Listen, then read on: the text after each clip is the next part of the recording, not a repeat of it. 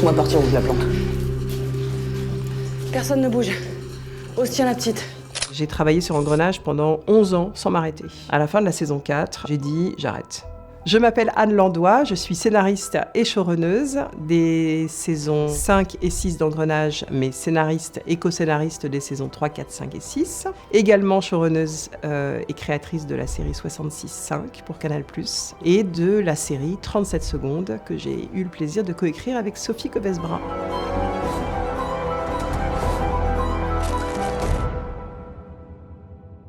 The Wire. Direct.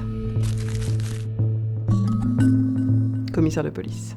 Le travail d'enquête, c'est un travail d'archéologie humaine qui m'intéressait beaucoup. Logan, dans Succession. Vivre. Oh, Sex and the City. Pierre Clément. J'ai beaucoup pleuré en l'écrivant et en la voyant. Je ne sais pas à quoi elle ressemblera, mais j'espère qu'elle ne ressemblera pas à une série écrite uniquement par l'intelligence artificielle.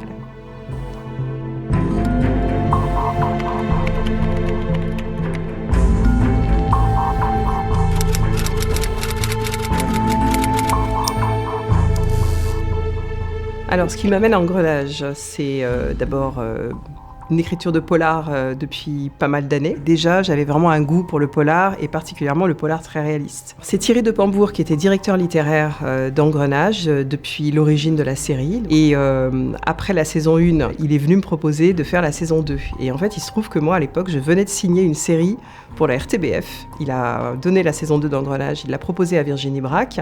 Et une fois que Virginie a fini la saison 2, il est revenu me voir en me disant « Voilà, maintenant que tu as fini ta série en Belgique, viens faire la saison 3. » Et là, je me suis dit c'est vraiment the place to be.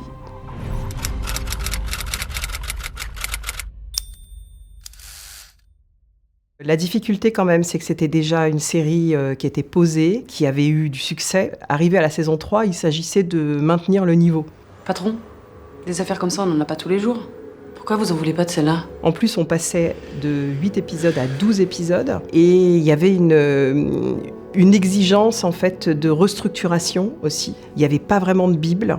Et tant mieux d'ailleurs, puisque en fait moi j'ai eu un espace un peu libre pour imaginer le passé des personnages, et je me suis emparée des personnages justement en m'imaginant ce qui leur était arrivé avant, pourquoi ils en étaient là aujourd'hui. Berthaud, ceux qui ont encore confiance en vous se font rares. Et j'ai rencontré assez tôt donc, un policier, un commissaire de police qui était consultant sur la saison 2 et que Thierry Depambour m'avait présenté en me disant « mais il a plein d'histoires à raconter et tu peux même le prendre comme co-auteur si tu veux ». Et c'est ce que j'ai fait. C'était idéal quoi, pour un auteur comme moi. Et donc ce commissaire de police s'appelle Éric de Baraïr. Et ensemble, on a construit donc, l'arche de la saison 3. Mais il y avait quand même toute une partie, moi, pour m'approprier cette série, parce que je ne pouvais pas juste être dans la roue d'une série. Il fallait aussi que je puisse marquer à la fois mon empreinte, m'emparer des personnages et raconter des choses sur leur trajectoire qui n'avaient pas été faites auparavant. Et je suis rentrée vraiment dans la saison 3 par Roban. Il s'est jeté sur mon fils pendant qu'il défilait avec d'autres enfants au carnaval de Villedieu. Ma fille était avec Baptiste. C'est elle qui le gardait. Oui, c'est effectivement ce que dit le rapport de police. Votre petite-fille, Julie, qui n'a que 11 ans et demi, gardait son petit frère de 8 ans. Quel rapport avec l'accident, monsieur le juge ? Maître, je veillerai à ce que, de la mairie au maître chien, chacun assume ses responsabilités dans cette affaire. Mais admettez que vos clients assument déjà les leurs. Parce que je trouvais il y avait quelque chose de très stable, il y avait quelque chose de juste, de droit, d'intègre, qui était rare dans les séries. Et de très seul. Et je me suis demandé en fait d'où venait. Il devait avoir une blessure. Votre fils vient d'arriver. D'amour-propre, d'enfance. Et je lui ai inventé tout un passé qui m'a permis de lui trouver une trajectoire qui pouvait ensuite s'imbriquer dans l'intrigue policière. Si je meurs, tu n'auras plus à t'occuper de moi. Qu'est-ce que vous dites ? Et c'est très long à fabriquer. C'est très lent parce que, en fait, on se met à la place des policiers, de rendre une identité à des personnes qui ont trouvé la mort. Puis après, il y a l'ouverture d'une information judiciaire. Donc, il y a un juge qui va s'en mêler. Mais c'est pas n'importe qui. C'est le juge Roban, c'est le patron de l'or. Donc, tout ça, en fait, ça a toujours des répercussions. Donc, à chaque fois, on se dit, OK, donc, on commence à enquêter et après, on revient en arrière. C'est-à-dire qu'il y a un moment où on s'arrête et on se dit... Ça crée quoi comme problème à l'intérieur du groupe ? Ça crée quoi comme problème entre les policiers et Roban, entre les policiers et les policiers, entre les policiers et leurs patrons. Et une fois qu'on a un peu mis ça en place, hop, on avance ensuite. Donc, après, il y a plusieurs pistes dans une enquête policière. On se trompe en général. Si on arrive tout de suite à trouver le meurtrier, c'est trop facile. Et en fait, on avance comme ça. Mais vraiment, quand je pense à engrenage, je pense à ces petits créneaux, voilà, de l'engrenage, de cette espèce de machine d'orfèvrerie il y a un truc qui fait bouger un autre truc, et on ne sait jamais ce que ça va déclencher. Donc à chaque fois, on transformait la procédure en dramaturgie. Et c'est pour ça que moi, j'adore les séries judiciaires et policières.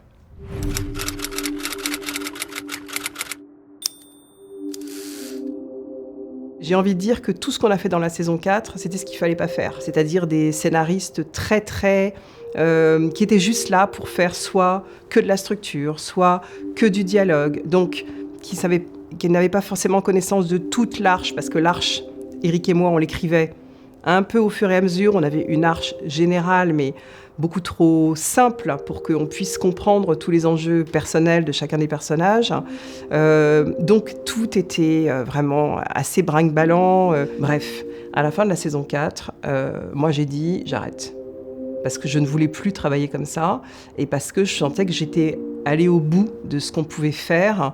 On avait un problème organisationnel. Voilà, on avait un problème de qui avait la mémoire de la série et qui était capable, du début jusqu'à la fin du montage, de dire ça c'est cohérent et ça ne l'est pas. C'est pour ça qu'à la saison 5, la nécessité est arrivée, comme quoi il fallait impérativement qu'il y ait un chef d'orchestre. Showrunner, c'est à la fois de la production artistique et de l'écriture. Et puis, c'est superviser tous les chefs de poste, c'est être en fait une courroie de transmission. C'est-à-dire que quelqu'un qui puisse parler aussi bien à la mise en scène, au décor, au monteur, voilà. Vraiment quelqu'un qui a la mémoire de la série, justement pour qu'il y ait une harmonie dans la façon de parler des personnages, dans l'énergie des épisodes, dans la complexité des intrigues, parce qu'Engrenage, c'est quand même plusieurs histoires qui se chevauchent. Donc, il y a tout un engrenage vraiment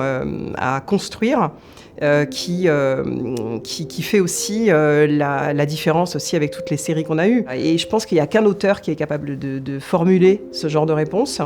Et c'est pour ça qu'en fait, c'est pas pour rien en fait que les showrunners sont d'abord des scénaristes. On me l'a proposé parce que j'avais déjà travaillé sur les saisons précédentes, mais c'est vrai que dans un premier temps, je me suis dit, je ne sais pas ce que je vais faire de ce poste en fait. Je trouvais ça d'abord monstrueusement lourd pour mes frêles épaules, mais incroyablement passionnant. Donc, je signais entre les deux. Et puis, j'ai fini par dire oui, parce que je me suis dit, mais finalement, c'est la place dont je rêve depuis longtemps. Voilà.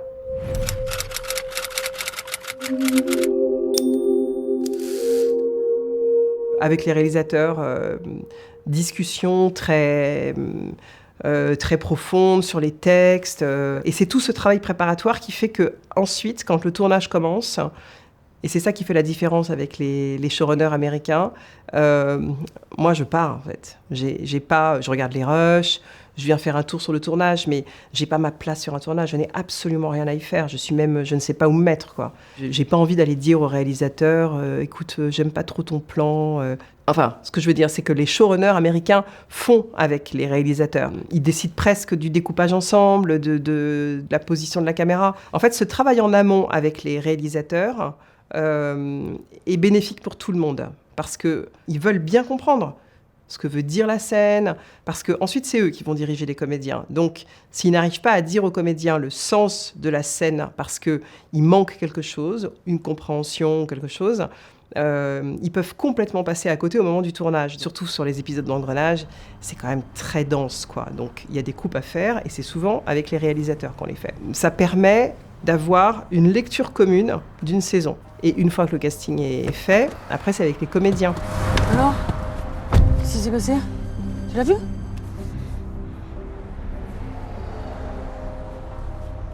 Oh. Trissa, il a une vidéo de moi quand je suis en train de piquer l'or chez lui. Je suis dans la merde. Alors ça va? Vous avez repris la route? Fan dispo. Laura, tous fan dispo, je répète, on décroche. Mais comment ça on décroche? Tu plaisantes ou quoi? On a la Renault en visuel là. On décroche, j'ai dit, c'est un ordre. Pourquoi on décroche? Putain de merde! C'est pour ça que moi, je trouve que j'ai rien à faire sur un plateau, parce que j'ai pas de mauvaise surprise. Si tout ce travail a été fait en amont, si on a bien discuté avec le réalisateur, avec tous les chefs de poste, avec les comédiens, il n'y a pas de rush où je me suis dit « Oh, mais mon Dieu, ils n'ont pas du tout compris » ou « C'est pas du tout le sens de la scène ».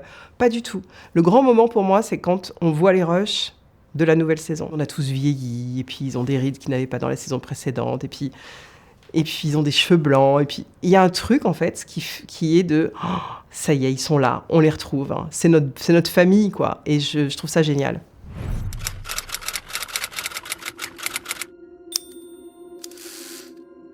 Dans les saisons précédentes, notamment les saisons 3 et 4, et aussi la saison 2, l'histoire policière avait été proposée par Éric de Baraïr, donc commissaire de police de son état, qui avait fait beaucoup de PJ, donc qui avait une bonne connaissance de plusieurs dossiers. Et donc, en fait, c'était un peu, j'ai envie de dire, la première arche de base. C'était une intrigue, mais presque un document de police, en fait.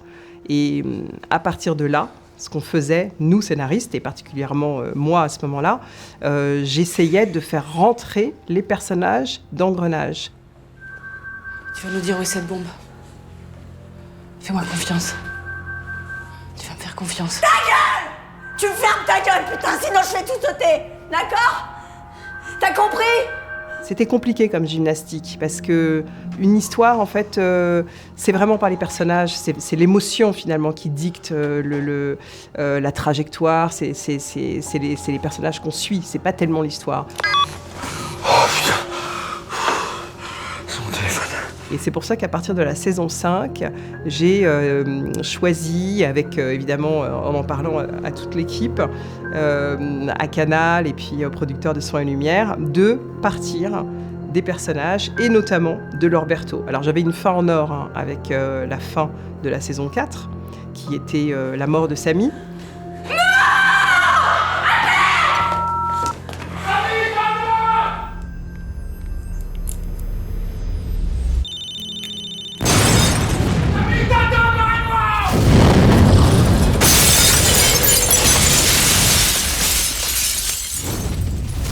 Une Laure qui était coincée entre son amant mort et son ancien amant, Brémond, avec qui elle n'avait pas trop envie de retourner.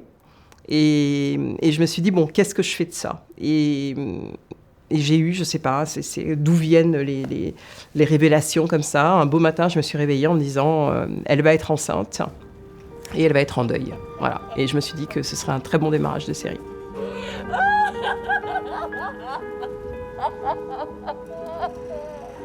C'est elle, vraiment, le moteur et le dynamisme de toute la saison et de toutes les séries suivantes, d'ailleurs.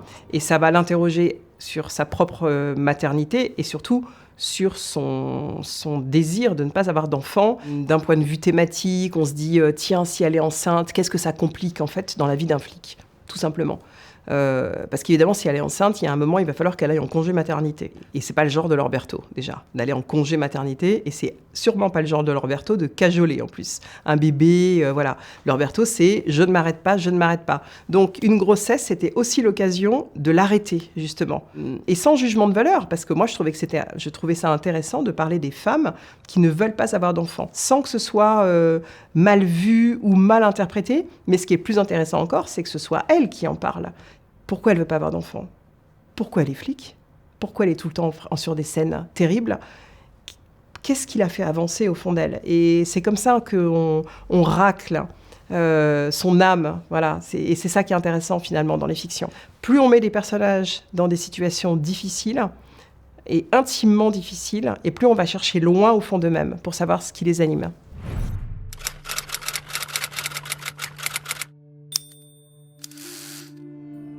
Quand la saison 5 démarre, le comédien, donc Grégory Fitoussi, nous annonce qu'il a une série qui va démarrer en Angleterre et qu'il n'allait pas pouvoir être avec nous. Alors, effondrement pour des scénaristes, hein, parce que là, on s'est dit, waouh, qu'est-ce qu'on va faire ? Parce que tous nos personnages, on les aime et on sait on sait qu'en fait, il y a quelque chose de l'interaction entre les uns et les autres et on ne peut pas les faire disparaître comme ça. D'abord, on ne peut pas dire... là il n'est pas là et on ne l'explique pas, ça c'est pas possible parce que d'abord en plus on savait pas s'il pouvait revenir, Pierre Clément, enfin le comédien, donc on savait qu'il serait pas là pour la saison 5, mais est-ce qu'il allait être là pour les suivantes? On n'en savait rien.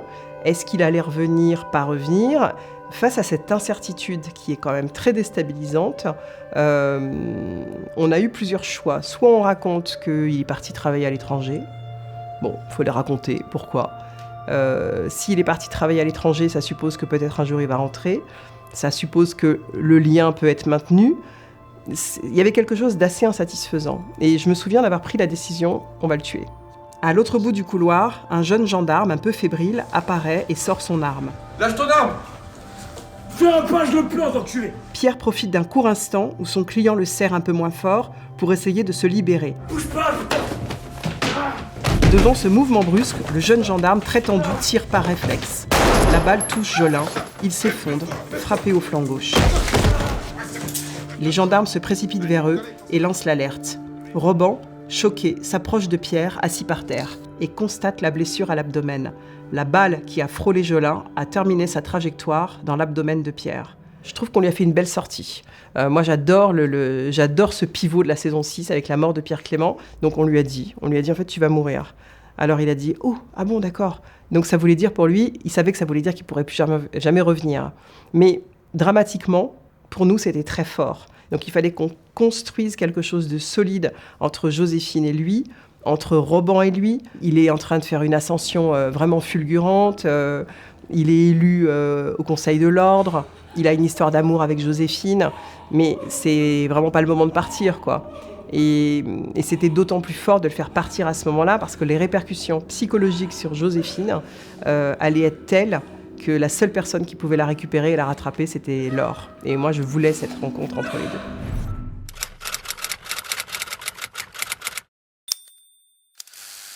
C'est Son et Lumière qui a produit Engrenage.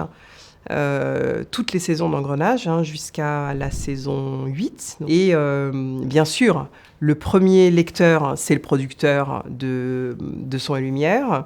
Et ensuite, c'est la chaîne. Mais j'avoue qu'en fait, moi, j'avais assez les mains libres en termes de décision de narration. Moi, j'avais une relation très privilégiée avec Vera Peltekian. Elle commençait une phrase et j'arrivais à la finir. Je comprenais ce qu'elle voulait dire tout de suite. Et c'est assez génial d'avoir un écho comme ça avec une chaîne. Après, la production, évidemment, c'est une relation totalement indispensable, mais j'ai envie de dire qu'il me faisait suffisamment confiance chez Son et Lumière pour que, en fait, voilà, je prenne un peu la main là-dessus.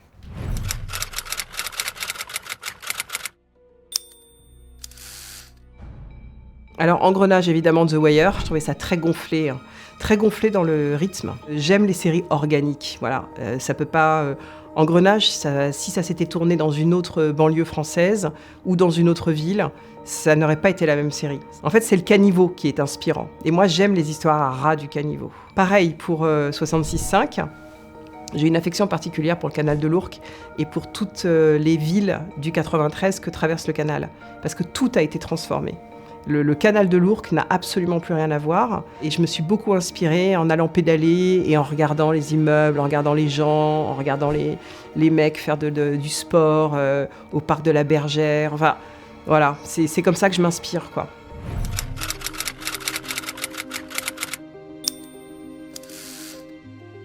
J'ai envie de dire que le lien direct, c'est surtout l'intérêt que moi je porte aux intrigues policières et judiciaires et à ce milieu. En sachant quand même que je me suis éloignée avec 37 secondes de la banlieue. Mais quand même, 66.5, c'est pas non plus complètement une vraie héritière, parce que c'est une jeune avocate. Il n'y a pas tellement de policiers.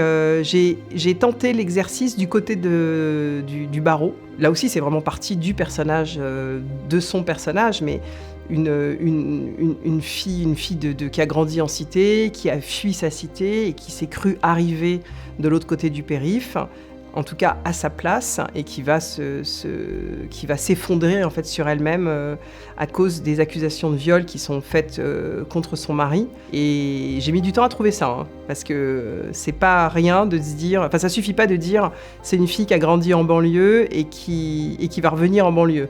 Voilà, parce qu'en général, elles ne reviennent pas, quoi. La banlieue, on y vient, on y naît, on y grandit, et après on part et on revient pas, quoi. Roxane Bauer, votre avocat commis d'office. C'est mort.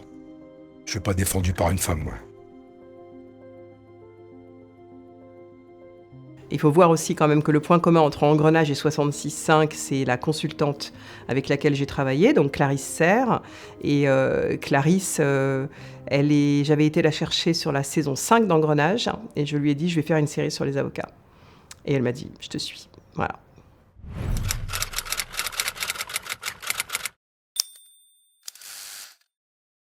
Avant la fin de la saison 6, j'avais déjà annoncé que la saison 6 serait ma dernière saison. J'ai travaillé sur Engrenage pendant 11 ans sans m'arrêter. Et je voulais vraiment passer la main pour faire autre chose, pour me poser et réfléchir à d'autres intrigues, à d'autres façons de raconter des histoires, même si c'était très dur, hein. C'est pas facile d'arrêter Engrenage, hein. Parce que c'est très addictif, en fait, d'écrire une série. C'est extrêmement addictif de vivre avec des personnages tout le temps. Et moi, ils m'ont beaucoup manqué, en fait. J'ai eu un deuil très compliqué d'Engrenage. Parce que j'arrivais pas à écrire autre chose, parce que Canal+ attendait une nouvelle série et que je n'arrivais pas à l'écrire. Et 66.5 a mis du temps à sortir à cause de ça. Je suis en train de développer une nouvelle série pour Canal+. Voilà, j'en dirai pas plus.